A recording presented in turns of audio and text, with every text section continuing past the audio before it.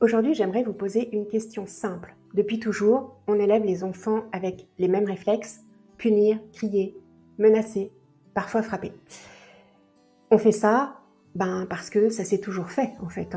Mais est-ce que ça marche vraiment? C'est ça, moi, ma question. Et ça, c'est une question qui a du sens.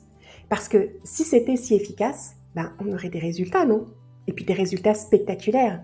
On verrait des enfants sages, obéissants, stables, émotionnellement, respectueux. On verrait des générations entières d'adultes qui sont sûrs d'eux, épanouis, bien dans leur peau. Mais en fait, c'est pas du tout ce qu'on voit, on est d'accord. Ce qu'on voit, c'est quoi? C'est des enfants qui sont agités, en colère, des ados qui sont parfois angoissés, coupés d'eux-mêmes, des ados en rupture. On voit des adultes en thérapie aussi. Alors évidemment, je grossis le trait volontairement, mais vous voyez tout à fait ce que je veux dire. Alors, si cette éducation basique était une méthode miracle et qui marche, on le saurait. On l'aurait vu dans les résultats depuis tout ce temps. On est d'accord? Alors, imaginez par exemple que vous commencez un nouveau travail, mais que dans ce travail, vous n'avez pas toutes les compétences et puis vous faites des erreurs. Et au lieu de vous former, eh bien, on va vous crier dessus, on va vous humilier devant tout le monde, de préférence.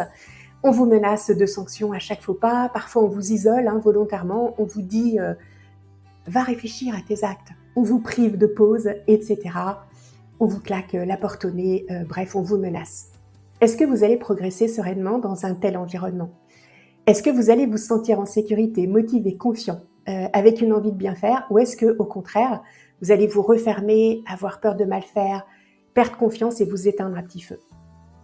Je sais que vous avez la réponse. Eh bien, vous voyez, un enfant, c'est exactement pareil. En fait, il a besoin d'un cadre, de conseils, d'écoute, de repères et de limites, mais surtout de compréhension et d'accompagnement et de sécurité émotionnelle.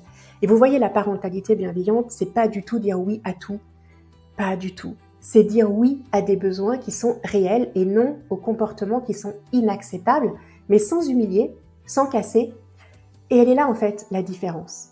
Et si vous ne savez pas par où commencer, parce que ça aussi c'est possible, eh bien je vous invite à télécharger mon guide Parents éclairés. Il est quelque part autour de cette vidéo. Je partage 8 piliers pour une parentalité apaisée avec des astuces qui sont vraiment toutes simples et qui fonctionnent. Profitez-en, c'est offert.